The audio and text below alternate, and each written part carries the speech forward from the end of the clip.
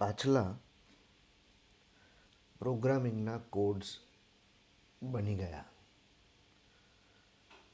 પ્રોગ્રામિંગના કોડ્સની ઉપર આપણે પોતે શીખેલી, માની લીધેલી, સખત કરેલી જે પણ આપણી કન્ડિશનિંગની મેટ્રિક્સ છે એ ઉપર ચોંટાડી દીધી, જાળીની જેમ.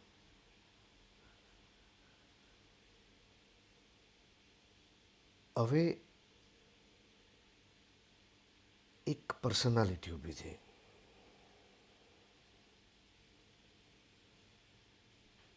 અને એ પર્સનાલિટી એક વખત બની એટલે એનો કોર્સ નક્કી થઈ ગયો.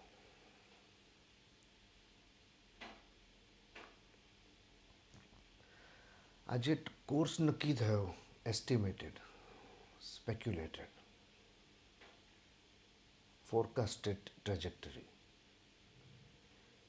એ થઈ ગયા તમારા પ્રારબ્ધ કર્મ. જે ડિઝાઇન એલ્ગોરિધમ, કન્ડિશનિંગ, પર્સનાલિટી ઊભી કરવાની પાછળના પરિબળો છે, એ પરિબળો બની ગયા સંચિત કર્મો, એક્યુમ્યુલેટેડ કર્મ. અને આગામી કર્મો એટલે હવે થનારા કર્મો, પ્રેઝન્ટ ટેન્સમાં. પ્રારબ્ધ એ આપણી આગળનો કોર્સ છે, સંચિત એ આપણા પાછલા કર્મો, પાછલું માળખું, પાછલો હિસાબ કહેવાય તો હિસાબ. હિસાબ શબ્દ આમાં વાપરવા જેવો નથી, કારણ કે હિસાબ જ્યાં હોય ત્યાં આગળ આંકડો મળવો જોઈએ, કાં તો કોઈ ફોર્મ્યુલા સેટ થવી જોઈએ. હિસાબ જો અહીંયા કરવામાં પડ્યા તો પછી આખી જિંદગી સારા કર્મો કર્યા એવા ડિલ્યુઝનમાં અથવા એવા અહંકારમાં રાચ્યા કરજો કે અમારી સાથે તો અમારા સારા કર્મો જ જવાના છે, અમને અમારા બાપજીએ કહ્યું છે ખાલી સારા કર્મો અને સારું બોલેલું જ સાથે જશે. સાથે જશે તો બધું જ જશે, સિલેક્ટિવ નહીં જાય. લઈ જવું તો બધું જ લઈ જાઓ, નહીંતર એકલું સારું જ જવાનું છે એવી જો તમને કોઈએ તાલીમ કે એવી કોઈએ બિલીફ આપી દીધી હોય તો મહેરબાની કરીને અત્યારે જ એ ખંખેરી નાખજો. સારા કર્મો સાથે જવાના છે,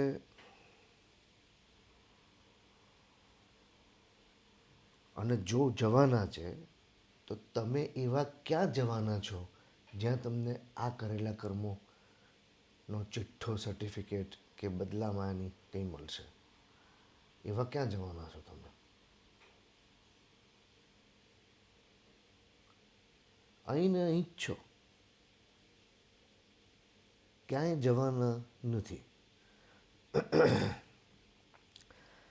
પણ અહીંયા રહીને ઇમ્પ્રિઝનમેન્ટમાં છો એવો અનુભવ કરો છો કે મુક્ત છે એવો અનુભવ કરો છો? અને જો મુક્ત છો એવો અનુભવ કરો છો તો તમને હજી ફરી વખત ડબલ ઢંઢોળવાની જરૂર છે, કારણ કે મોટાભાગની દુનિયા એ ડિલ્યુઝનમાં બેઠી છે કે હું થોડા પૈસા કમાઈ લઉં, થોડું આટલું કરી લઉં, આટલું કરી લઉં, મારી રિલેશનશિપ મારા ઉપર આટલું ના હોય, આટલું હોય એટલે હું ફ્રી. ફ્રીડમ એટલે મુક્તિ નહીં, લિબરેશન એટલે મુક્તિ. અને આ એવા લિબરેશનની વાત છે જે તમને અહીંયા ને અહીંયા હેવનનો અનુભવ કરાવી શકે છે. હેવનનો અનુભવ એટલે પાછું આપણું હેવનનું પિક્ચર જુદું જુદું હોય. કોઈને એમ હોય કે હેવનમાં શું બધું પીરસતા હશે.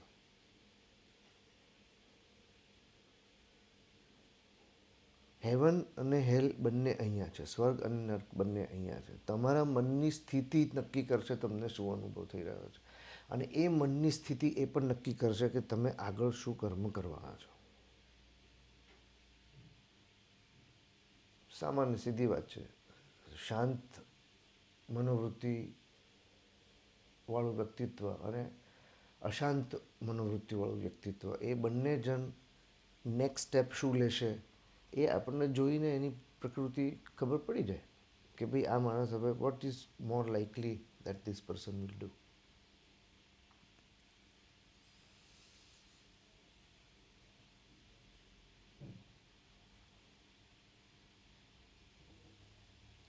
કર્મ ઇઝ બેઝડ અપોન યોર પ્રકૃતિ, એ વાત સાચી.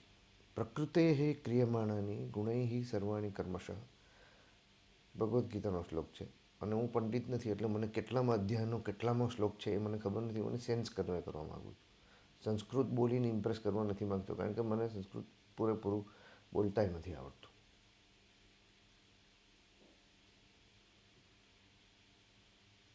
પ્રકૃતે ક્રિયમાણાની ગુણૈ સર્વાણી કર્મશઃ અહંકાર વિમૂઢાત્મા કર્તા હમ ઇતિ મન્યતે. અહીંયા આત્માનો અર્થ પહેલાં તો દરેક વસ્તુ કંઈ પણ તમે શાસ્ત્રમાંથી વાપરો ને એટલે તમારે પહેલાં એની શબ્દના અર્થ કયા અર્થમાં વપરાયો છે અને એમાં વપરાયેલા શબ્દોની વ્યાખ્યાઓ, આટલી સમજણ જ્યાં સુધી ક્લિયર ના કરી નાખીએ સંસ્કૃત જેવી ભાષામાં તો ખાસ, ત્યાં સુધી એનો સેન્સ જ કન્વે ના કરી શકાય. અને એટલું બધું લાંબુ થઈ જાય કે મોટાભાગના માણસો સાંભળે જ નહીં. અને જે આપણા સુધી પહોંચ્યું હોય, આત્મા એટલે શું, આત્માની વ્યાખ્યા આપણા મનમાં જે છે એવી એવી કોઈ આત્માની વ્યાખ્યા જ નથી.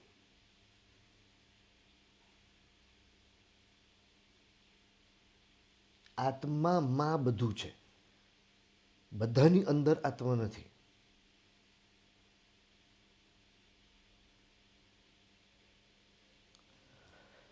કર્મ અને કર્મમાંથી મુક્તિ. સંચિત કર્મ, પહેલાં ભેગી કરી નાખેલું કન્ડિશનિંગ અને પહેલાં કરી નાખેલા અમુક પ્રકારના વાયરિંગ, હાર્ડ વાયરિંગ, કે આ માણસ આમ જ કરવાનો. હવે આગામી કર્મ એક જ કર્મ એવું રહ્યું કે જે સમયે તમે કર્મ કરતા હોવ છો, કરતા જ્યારે હોવ છો કર્મ, જે અત્યારના ચાલુમાં એમ કે ભાઈ અત્યારના હું બેઠો છું, હું આ બોલું છું, તો શું હું પાછલા કર્મોમાં એવું કંઈ કરેલું એટલે એનું ભોગવું છું એવું નહીં. અહીંયાથી લઈને આ બાજુએ મૂકીએ તો શું આ લખેલું હતું? એક માણસ એવું આવ્યો હતો મારી પાસે, એટલે તમે એમ કહેવા માગો છો કે આ મેં અહીંથી આ ફોન લીધો અને અહીંયા મૂક્યો, એ લખેલું હતું? તો તું એવો કોણ છું તારા માટે એટલું લખવા કોણ બેસે કે તું આટલું બધું કરી છે? એવો કોણ છું તું?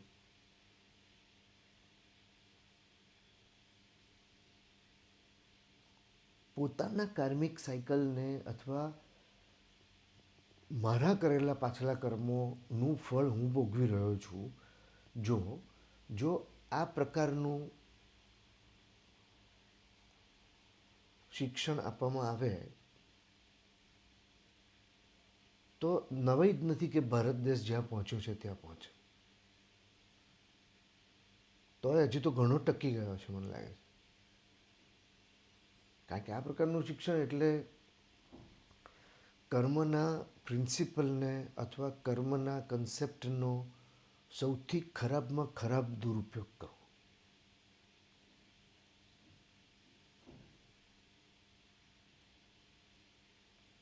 પ્રારબ્ધમાં પ્રયત્ન વત્તા બદ્ધતા બંને છે. જે તરફ જવાની ગતિ થવાની છે એ બાજુની ટ્રેજેક્ટરી ચોક્કસ છે, બદ્ધ છે, પ્રોબેબિલિટી પૂરી છે, પણ એમાં આગળ આવે છે પ્રયત્નનો. એ પ્રયત્ન તમે રાઈટ મોમેન્ટ પર અવેર રહીને જો થઈ જવા દીધો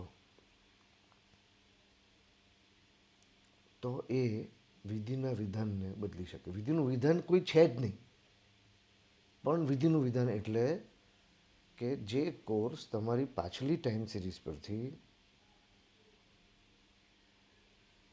અને અત્યારની સિચ્યુએશન જોતાં આગળ ક્યાં આગળ જશે એનું એસ્ટિમેશન.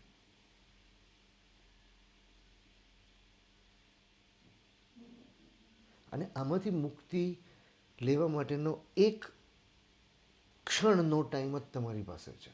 અને એ ક્ષણનો ટાઈમ તમારી પાસે પ્રત્યેક ક્ષણે છે.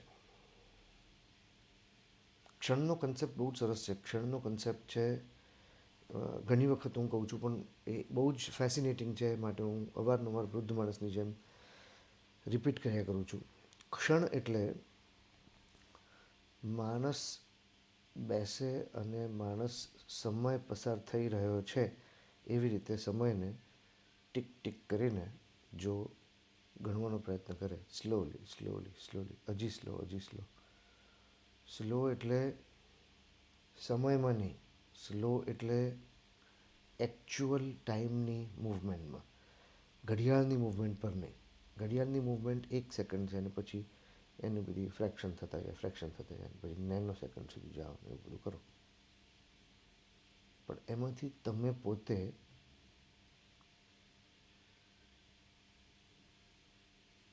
કેટલો ધીમો સમય પસાર થતો જોઈ શકો છો,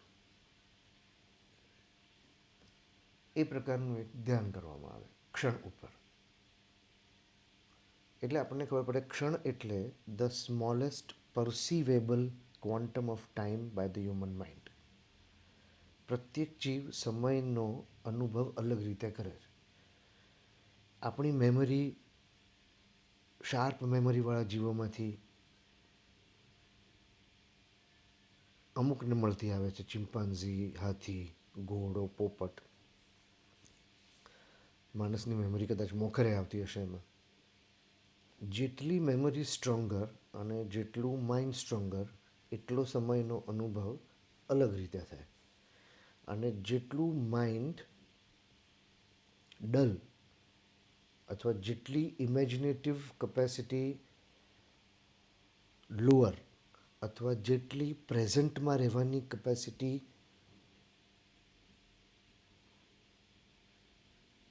લોઅર,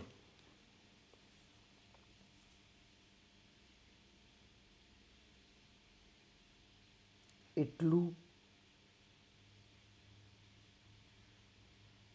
સમયનો અનુભવ અલગ.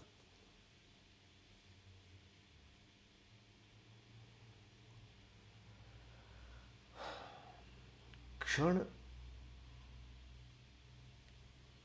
અને આ હું બોલું છું એ દરમિયાનમાં પસાર થતી અનેક ક્ષણો,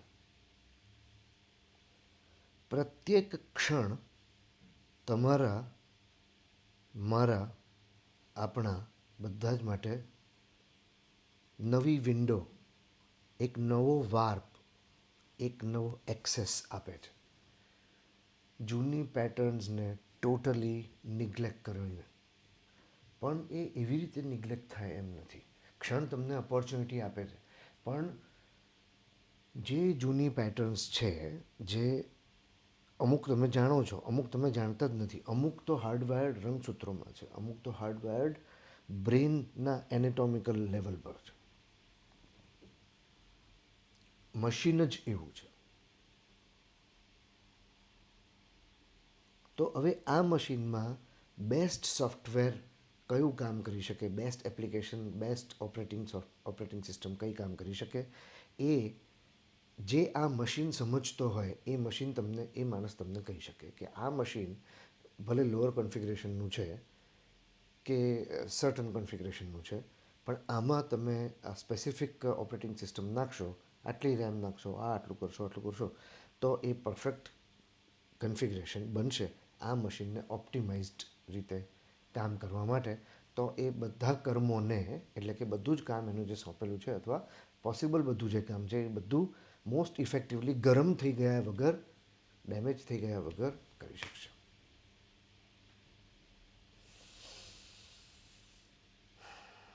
હવે કાં તો તમે એ વિજ્ઞાન ભણવામાં ઘૂસો કે ભાઈ હવે હું સમજું કે આ મશીન કેવું છે, પછી હું સમજું કે એનામાં અત્યારે કઈ ઓપરેટિંગ સિસ્ટમ છે, પછી હું એ ભણું, બધાનું કેટલું ભણું ત્યારે મને ખબર પડશે અચ્છા આમાં તો આ છે. અને એ વખતે બી હું પરફેક્ટ ભણ્યો છું કે નહીં એ મને નથી ખબર. પણ તમારે આ ટેકનિકાલિટીમાં પડ્યા વિના એક જ રસ્તો છે બધા જ મશીનને ઓપ્ટિમાઇઝ કરવાનો, એ છે મેડિટેશન, ધ્યાન. જૈન સૌથી ટૂંકો શબ્દ છે